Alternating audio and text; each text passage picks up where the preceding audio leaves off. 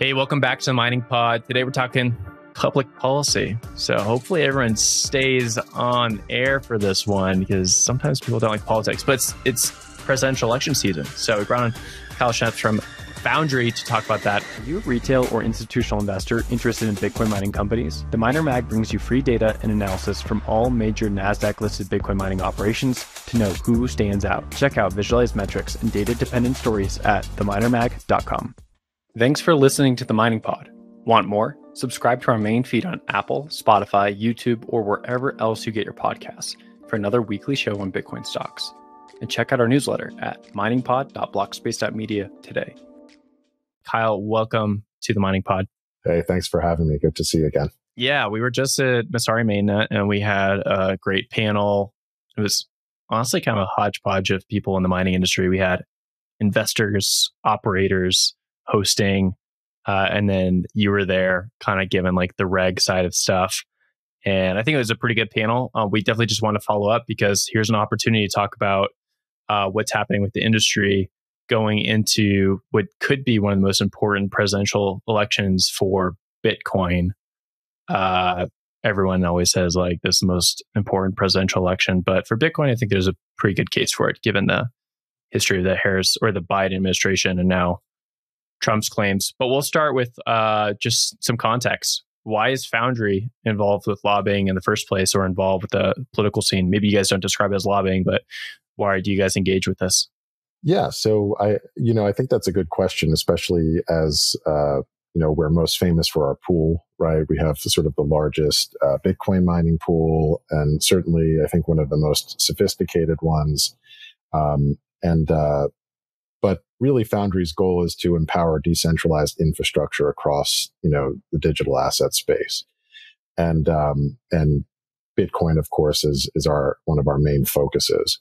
I think the fact that we are this is a new technology, right? This is a relatively new innovation. Some of us have been in this years, and that's like it's like dog years in crypto or Bitcoin for a lot of people, but it really is still new. It's a new technology, and any new technology is subject to naysayers, especially disruptive technologies that upset the status quo. It makes those industries vulnerable, those that are doing the innovating, and that results in a lot of political attacks. And we saw that with the internet, and there were certainly controversies with when Tesla started to take off with the electric car, and the main car manufacturers trying to push back against that. So there's always going to be disruptive technology that gets tons of pushback from the status quo. And that's why we need to be involved in the public policy aspect of this, because we need to educate. We need to make sure that these policymakers are getting the full story, because if they're just hearing it from traditional finance, or if they're just hearing it from traditional industry or the media, they're going to get a very biased view. And so we need to make sure that we are in their ears all the time. And so Foundry made the decision 3 years ago to get involved. We were one of the first companies to bring on somebody, myself in this case, who would do this full time. And a lot of that was spurred by the New York mining moratorium. We could probably get into that later, but I think that's the general reason why we want to be involved here, is because with any innovative new industry, we are going to get naysayers and people pushing back on us as we continue to grow. And so we want to be able to grow and have policymakers support us. I think we can get into the New York stuff now, honestly, because you guys focus on both like a federal level and the state level, and maybe some local stuff as well. I'm not sure, but you guys are based out of New York. Like Foundry is well known to be based in New York. The New York moratorium is a huge thing for the mining industry, and that should lapse in November. Maybe a quick update on the state of that, and then also how you guys kind of think of interacting with Bitcoin mining in the states and education lobbying there versus the federal level as a follow-up. Yeah, I'll start with the last part first, which is I think that due to there being a lot of, in terms of mining legislation, tons of gridlock in DC with the split houses over the past 4 years. With that gridlock, a lot of the legislation around Bitcoin and specifically mining has been relegated to the state level. And we've seen positive interactions with the states, with the right to mine bill, that has, been successful in places like Oklahoma and elsewhere. And then we've seen some negative pushback like we saw in New York. And New York is kind of a really interesting case study. And I think it'll be something that, a couple of years from now, when we go back and analyze it, it was sort of the first battleground. It was the place where the mining industry and generally speaking, the crypto industry started to, really become politically involved and start to develop our, truthful talking points to bring to policymakers in New York. And it was an intense battle. And right now, where we stand with it, and I'll just add, like, so many of the things that the industry came together to do, so many of the great public policy work that has been sort of run of the mill now, those talking points and those strategies and those sort of truth to power methodologies were all developed during that time. And now they're kind of like have moved federal, and with Trump getting involved and a lot more federal attention, we've been able to make those arguments on the national stage. In terms of the New York mining moratorium, this is one that through our efforts was able to kind of get rolled back to sanity. To start off, it was a pure ban on Bitcoin mining, like just ban everything about this and let's just be done. And we sort of were able to roll that back to, specific Bitcoin operations that are operating behind the meter at power plants in New York State. It still wasn't, the blue skies, outcome, but it did affect not so many people there as a result of our efforts. However, we are at a stage now where the moratorium is going to be over at the end of this year, toward the end of this year. And we're also anticipating the New York Department of Environmental Conservation study, which was tacked on to that bill, that legislation. And so that study will come out toward the end of this year as well. I personally am starting to anticipate that that study will be used to do further pushback against the industry and to try to make that moratorium more permanent. And so we are preparing for that. We're continuing to educate policymakers in New York. We're continuing to do events in New York when we can. It's not a state that nobody in this industry wants to write off any state, right? Because they all will eventually come around. Technology, Bitcoin specifically, it's almost inevitable. And so we don't want to burn any bridges, and we do want to continue working with folks, especially those who are in good faith trying to do this. But we will see what this study says. Usually environmental studies, there's not many things you can do a study about that don't have an impact on the environment. So they're a little bit of, you kind of know what's coming. You could do an environmental study on somebody producing any widget and it's not going to be good. So that's how they're designed. And so we are anticipating that, we may see a new push of FUD in New York toward the end of this year, especially as the election is over and this comes out and politicians see how, they're going to have to make a determination on how much political capital they have left to try to restart up that battle.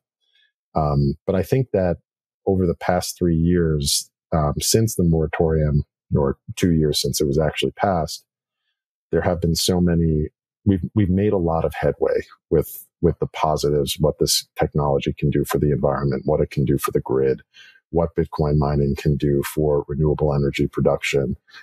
These things are starting to, whereas first they were just like niche talking points that we were trying to like actually educate lawmakers in New York about. Now they've become part of the national dialogue, thanks to companies like Foundry and a lot of folks online who do tons of work, Batten, and a lot of the public mining companies that have also tried to convey this message. And so I think we are in a better place to educate people when it comes to that. But I do anticipate a lot of new FUD. Good. I mean, as long as DeVry isn't, cited in the paper, I might be okay with whatever happens, but we'll see if that comes true or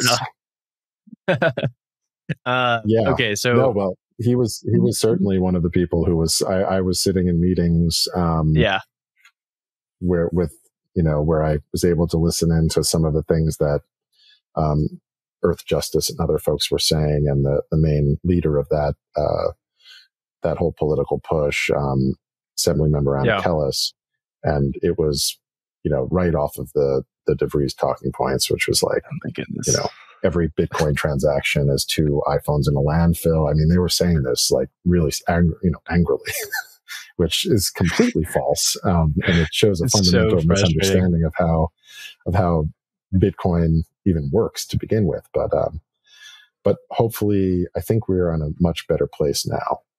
Good. Okay. Well, I'll do a little Control F when that paper comes out, and we'll see how frustrated I get. When I think of 2024 and the politics around energy, and maybe specifically Bitcoin mining, I think of 1, Bitcoin miners decided to throw their hat in with Trump. I think of 2, Trump, maybe regardless of the Bitcoin miners, but I do think because of their efforts, Trump really jumping in Bitcoin as well.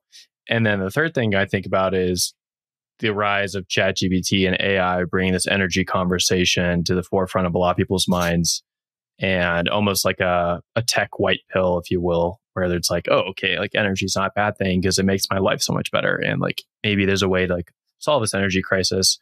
Want to get some comments from you about like how you saw 2024. How did you see it on the energy side, and how politicians are reacting to all these various movements, whether it be like the populist part of Trump that is like pushing for like Bitcoin, or it be like the technological side where it's like, oh, ChatGPT makes my life better, energy is okay now. How have you kind of seen 2024 roll out, and how are you seeing politicians kind of take a look at this last year when it comes to energy and politics? Yeah, well, starting on the sort of the national election and Trump's role here, the reason why this election is so important for Bitcoin is because it's the first time it's ever been relevant this far in the national conversation. And that's a testament to everybody who is a hodler, and that's a testament to the people working to advocate for this technology and for Bitcoin, because it's only through that this has become such an actual issue, that 2 presidential candidates are actually pushed to even make any sort of statement about it. So that is really huge. Now, to have one candidate who is an obvious supporter based on his statements, to be real here on the situation, at least on that side of the aisle, or with Trump's candidacy, there's nobody involved who thinks that he is, a deep proponent of this technology, somebody who has taken time to understand it and really, support it for those reasons. However, he has surrounded himself with people who do understand the technology and do own the asset, and people who have a real strong feelings about why they believe that Bitcoin is a positive thing for the United States. And some of those people are Vivek Ramaswamy, J.D. Vance, obviously. His staff certainly understands it. I've spoken to them, and he does as well. I think that's going to be a real impetus for them to stick to the promises made on the campaign trail, which sometimes can fall by the wayside. And you see a lot of that skepticism on Twitter or on X. But I do think that the fact that he has surrounded himself with proponents of the technology goes a long way. And the obvious support he got from the industry is something that will go a long way. And the fact that he's been willing to make these public statements, even though he may not be a Bitcoiner at heart, he certainly seems to understand why it's beneficial to be a supporter. So I am hopeful in that sense if that side wins. There's a lot more skepticism on the other side of the aisle. But I do think that that is more generational as opposed to partisan at this point. And so we have a lot of Democrat supporters of this technology. One of the best are people who use it, who grew up with, who are younger. Richie Torres in New York is a huge supporter of this industry. And there are a wide array on the Dem side that tend to be younger. And I think with any new technology, that is generally what's going to happen. So this is a matter of time and generational shifts for politicians to be more comfortable with the technology. And it just so happens that, the most senior people in government, the ones who have been in the longest and have the senior positions on committees, tend to be elderly. And so the 70 and older crowd is definitely our biggest pushback that we receive in public policy, no matter which side of the aisle. And so that's something we're working with, but it's something that is also a testament to like just the generational issue here and not necessarily the partisan one. But in the very near term, I definitely get your point. There is a divide here, and a lot of people are looking to the Harris campaign for some sort of statement or olive branch to sort of differentiate herself from the Biden presidency. But I don't think we've seen anything until yesterday where there was this kind of racially tied statement of trying to support. And so I think a lot of people are trying to come to terms with what that actually meant. In the competitive world of Bitcoin mining, one name stands out: CleanSpark, America's Bitcoin miner. At CleanSpark, efficiency isn't just a goal, it's our standard. Our sophisticated facilities are built and led by expert teams who care about Bitcoin and the communities we work in. Scale, we've mastered it. Our large-scale operations have set us apart in the industry as examples of community-oriented building. Our track record speaks for itself.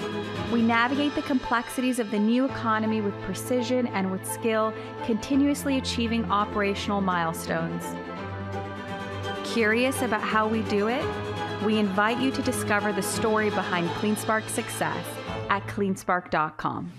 Yeah, that actually might be a good thing to bring up. We'll probably put this podcast out in about 2 weeks, so we don't really know what's exactly going to happen in between now and then. But for now, we know that the Harris campaign, I should say, put out a very interesting infographic. And I don't know if they actually put a formal plan together, but the idea was they would support Bitcoin and then also support Black entrepreneurship.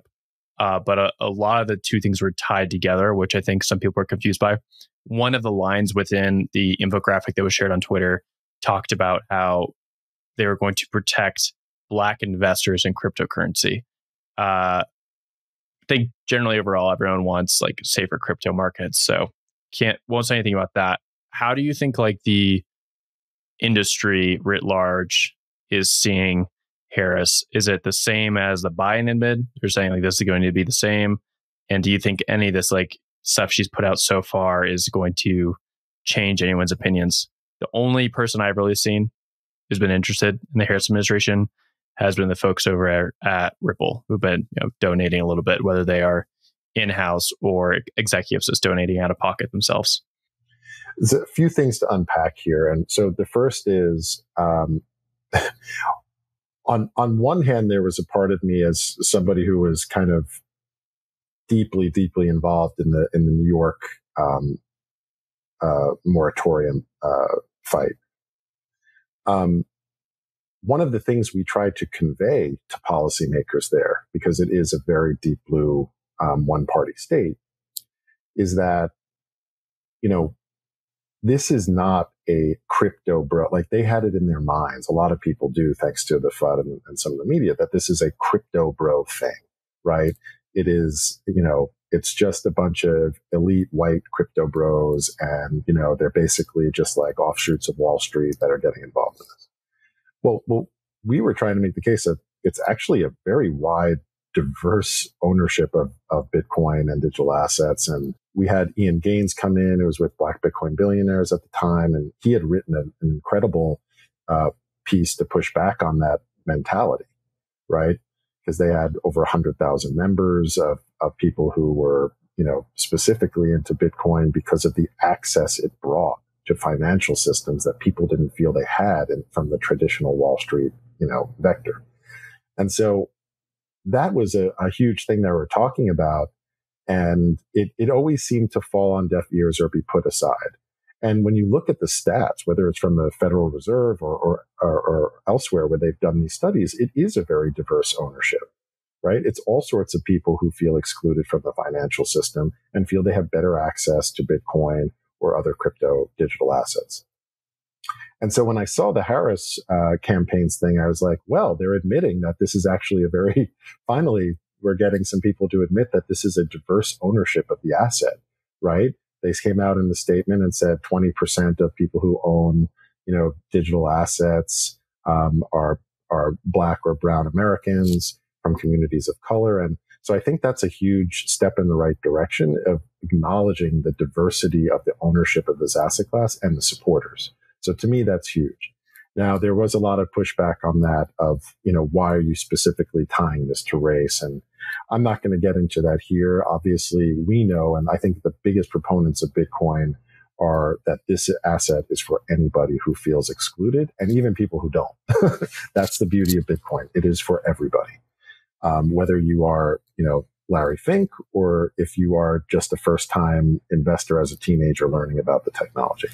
So it is for everybody. So I saw a little bit of a win in that statement from her. It was her first time, even though she didn't speak publicly about it, it was kind of her first time acknowledging it and, making it more than just a talking point. So that was fantastic. But a lot of people are looking for a differentiation from the choke point 2.0 perceptions that are out there, the debanking that occurred. People are looking for some sort of statement to say that, are we going to get some sort of regulatory clarity? Are we going to stop trying to use a whole of government approach, using offices like the EIA, Energy Information Agency, SEC, like using lots of different, sometimes obscure agencies to apply pressure to an industry that is nascent and really about that access. And so a lot of people are looking to see some sort of pullback from them, an olive branch to say, we acknowledge this existed and we're going to go a different direction in the future. I think if that happened, you would see a huge response from proponents online for sure. Let's talk about Trump a little bit more, because I feel like that's what everyone in Bitcoin wants to hear about is Trump, Bitcoin, and bags go up if Trump wins, which may or may not be the case. What do you think about Bitcoin miners throwing their hat in the ring with Trump? They had the visit of Mar-a-Lago, they had the photo op, there was a CNBC article, Trump came to Bitcoin Nashville, those seem to be related as well, kind of getting Bitcoin Magazine and Bitcoin miners, like there's a pipeline there. Tell me about that. Like, was that a good thing for the industry? Why did they do it? How do you see that as Foundry sort of being a little more neutral in these things? Yeah, Foundry definitely tries to walk that line of neutrality. And I think most people in the industry do as well. They really do recognize this as a generational thing. And we want to be the first call when a politician or a policymaker, an elected official on either side of the aisle, when they have a question about this, we want to, say, hey, we want to hear from you. We want to give you what our point of view is. We want to show you our data. We want to give you what the truth on the ground is. If you want to come see these sites, come see them. Like, it's not the boogeyman. So we want both sides to be able to reach out to us. And like I said, in just a few short years, this is going to be a much more partisan issue as the generations change. That said, every company, we try to present as an industry, but every company has the right to make their own assessments and do their own investments or political giving. And so I think I understand why that decision was made by a bunch of different companies. I think that it certainly applied a lot of pressure to make it more of a national conversation. And so I get it. But I do have to say that it was great for like the Bitcoin conference, like you mentioned, they specifically extended an invitation to the Harris administration as well. So everybody's tried to always, I think, reach out to both sides. It's just a matter of who was going to jump on the train. And I wrote an op-ed almost a year and a half ago now, last summer, if you can believe it. And it was, part of mining week. And I wrote this thing that said, hey, it's, you can get a few percentage points here, right? There's no downside. There is no downside to being pro Bitcoin. There's none, right? There's nobody out there who's on the fence and here's a candidate is pro Bitcoin and say, oh, I'm not voting for them. Your average voter is concerned with the economy. They're concerned with immigration. These are what the polls say are the most important. Despite the fact that many of us may be one issue voters, single issue voters, the majority of Americans are not even paying attention to our issue. I do see that as changing in the future, but that's the reality now. And so, we do have to be cognizant of that. And, I think that as we move forward, we'll see more people kind of jumping in our camp, but we do need to acknowledge that it is not the most important issue to most people. And so with that said, the fact that Trump was able to, seize on this advice, I'm not saying he read my article. In fact, of course he did not. But the point of the article is like, there's only upside. You support this issue and you can get a couple percentage points from, even if it's one or two from single issue voters, people who want to vote with their investments. That goes a long way. And in a tight, divided country, why not pick up the points? Yeah. And so that was kind of the thing. And I think that eventually with those donations, the Trump administration or the Trump campaign said, yeah, why aren't we picking up those points? Yeah. And it was the right move. And I think the Harris campaign now has to be like, figure out why they didn't and why they should in the future.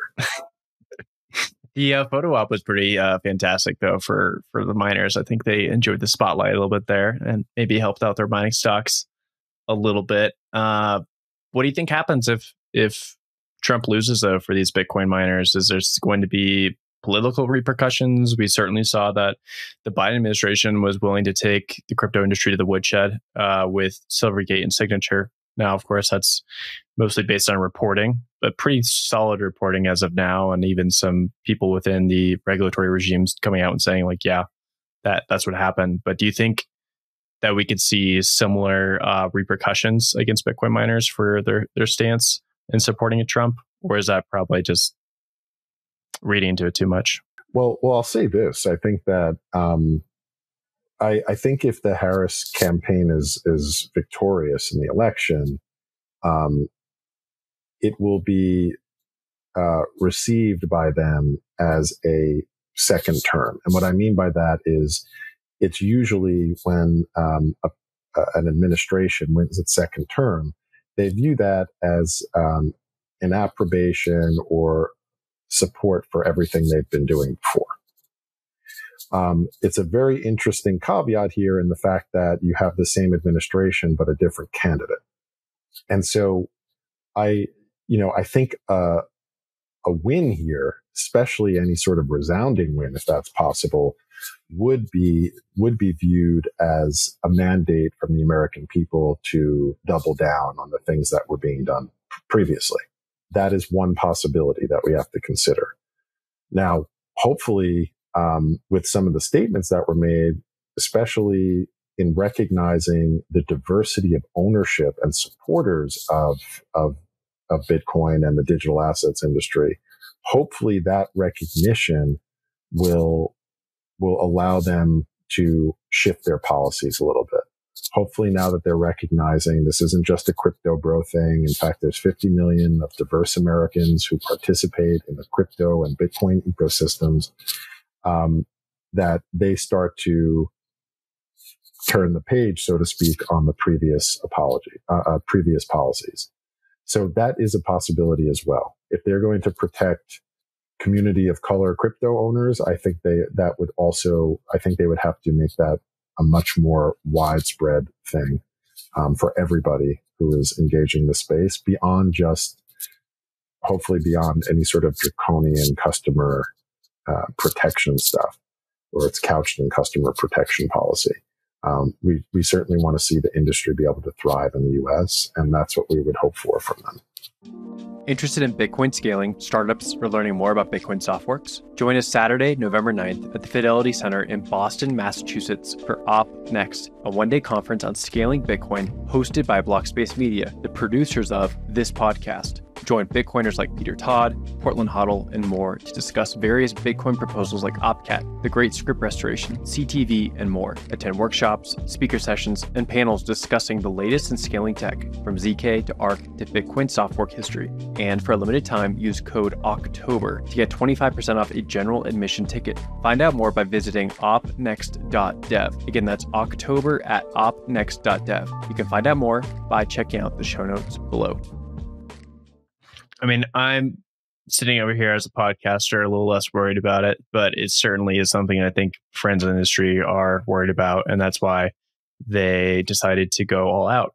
The lessons from Signature and Silvergate were there, and they decided to throw their hat in the ring on one side, say, like, at least we tried something, and we weren't just, killed in our beds while we were sleeping, waiting for things to change.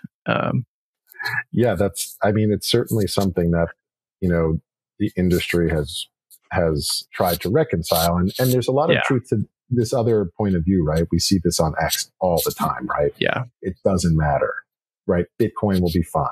Yep. And that's true. Bitcoin will be fine. No matter who wins this election. Now, the Bitcoin industry in the United States, which in my opinion is, it's so important for Bitcoin to be successful in the United States because the philosophies that undergird Bitcoin are the same ones that undergird the Constitution. And the fact that there's such that similarity, I think it really needs to be able to excel here, and it can't be pushed offshore to where there is just less regulation and there's more chances of future FTX blowups and things like that. Will Bitcoin be okay? Will hodlers be okay in the long run? Yeah.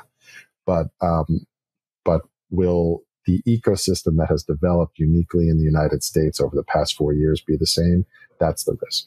What's the 10,000 foot look at this from a policy perspective as we go past the presidential election? Who's a winner? Who's a loser? Let's set that aside.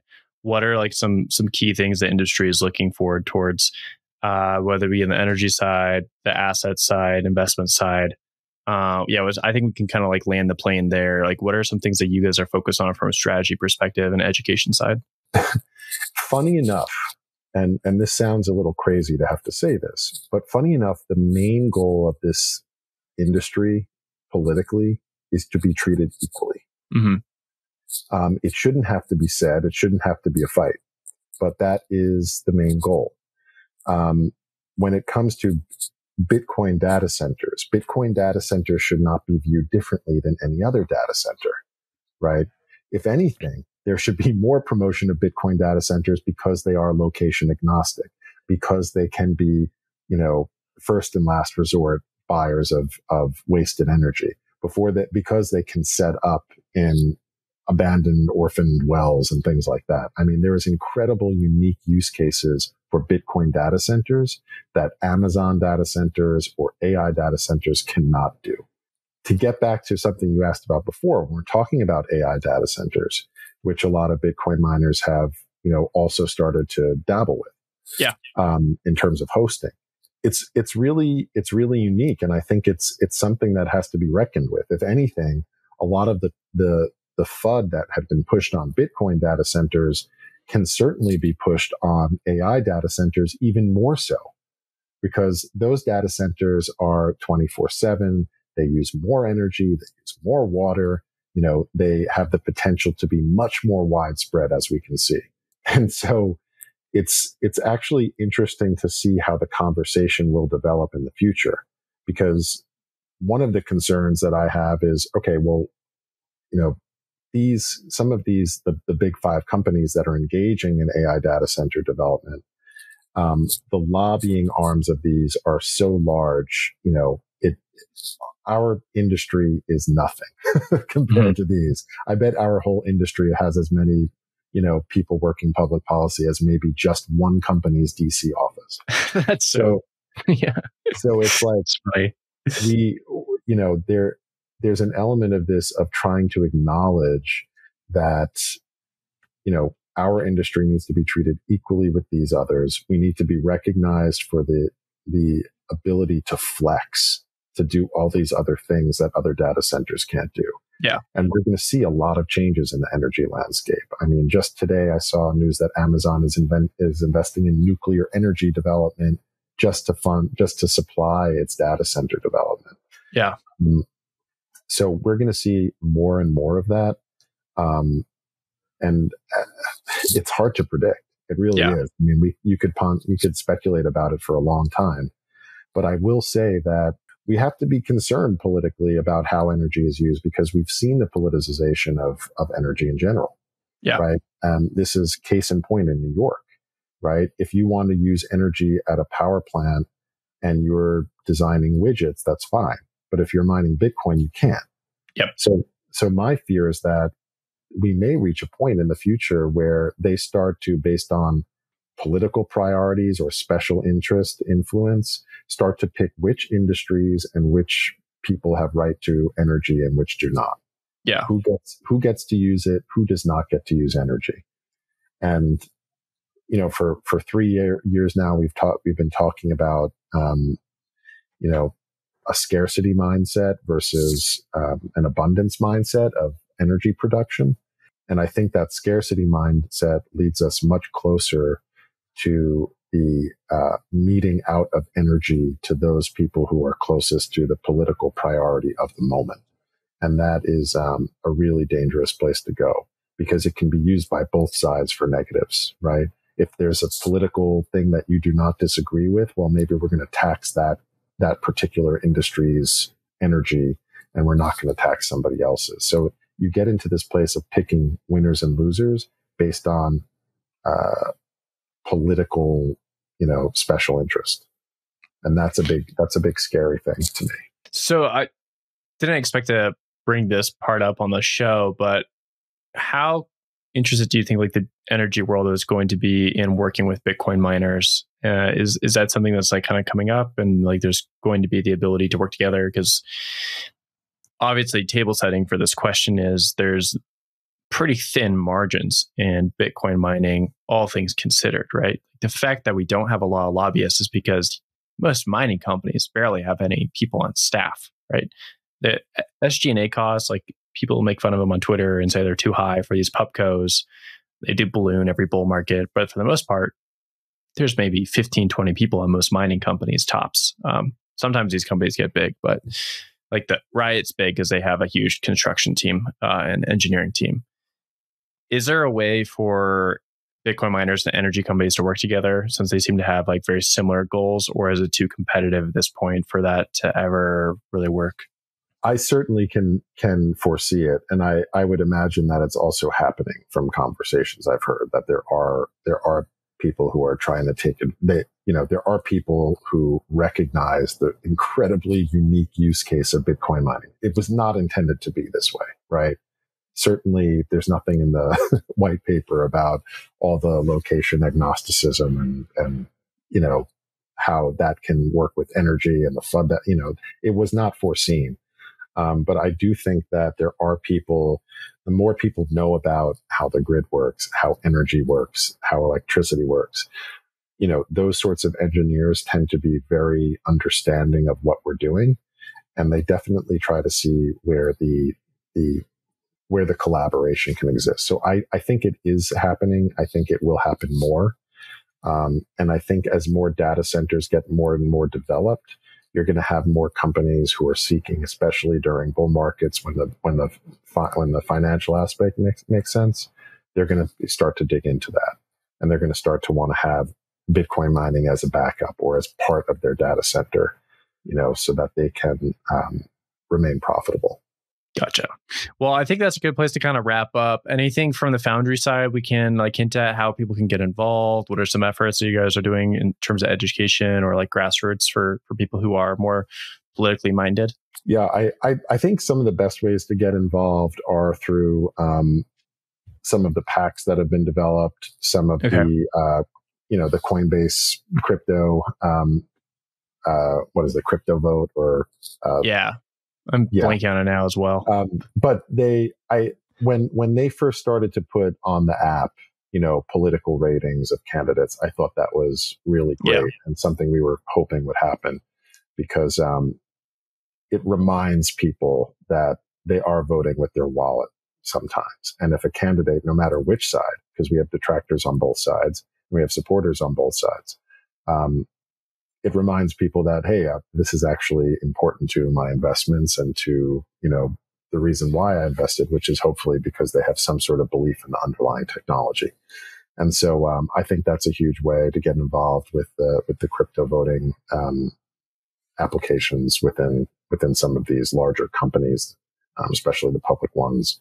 And then there's, supporting different initiatives at the state level and stuff like that. So I think anything like that is super helpful. And then people can always reach out to me on X, and I'm at Go Bank Yourself, and they can ask me any questions they have, and I can direct them to maybe the best place or best person to talk to in their particular state. Awesome. Well, we always include the Twitter handle for the guests in the show notes. So if you're interested, hit up Kyle. Just find him on Twitter. Check it right below. Kyle, thanks for joining the podcast. Great to see you again after seeing you in New York. And I'm sure we'll talk again maybe right after the election or something like that. But good to see you. Appreciate you having me on.